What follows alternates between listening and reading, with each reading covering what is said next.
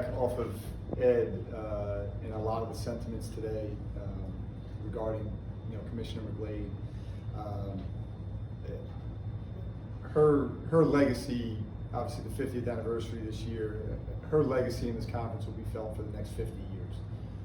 To do what she's done, have to deal with what she's had to deal with coming in and its realignment, right? At that time it was conference realignment, what's going to happen, and everybody's, the sky is falling, and she was able to navigate that, and then you go to COVID, and then you go to transfer portal and NIL and all these things down and down and down. It's just really a credit to her, and obviously growing up in the Philadelphia area, knowing her legacy as a young girl playing basketball in South Jersey, and the records and the Hall of Fames, everything, and then you go to Carolina and just double down on that and do that again and have the impact you have there, and then as a coach and then as administrator. I mean, it is really incredible, and there's a lot of us that have so many things to be thankful for this game, and to watch somebody like that set an example of how to take from the game but then give back so much to the game.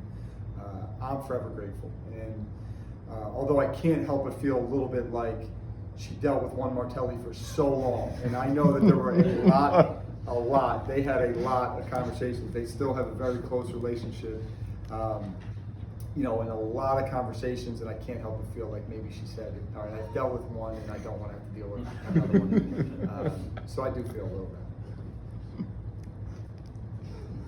bit. Is it up to me to follow that up? Yeah, go for it. You talked about it a little bit after the game the other night, between Utah State and NC State and those experiences that you guys can draw on for the rest of the year. What were the conversations over the last couple of days with the guys about kind of using what you guys learned in Raleigh to propel you for the rest of the season? Yeah, I mean, this is a marathon, right? This is a marathon.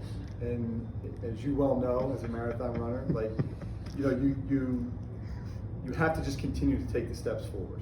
So there's been a lot to learn from all these games, but especially when you play teams of that quality, right? Now you really start to learn about yourself, good and bad. Hey, you know what? Like, we do this really, really well, or hey, we're not doing this as well. We need to improve. And we really go back to Villanova. We started that with Villanova, and the thing about this group is that they've continued whatever challenge we presented to them.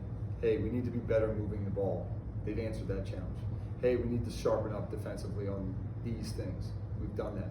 So it's really just about continuing to go forward. So, and again, those are the teams that you're trying to compete with. Those are round of 32, round of 16, possibly round of 8, possibly Final Four level teams that you're 1-2 possessions away with.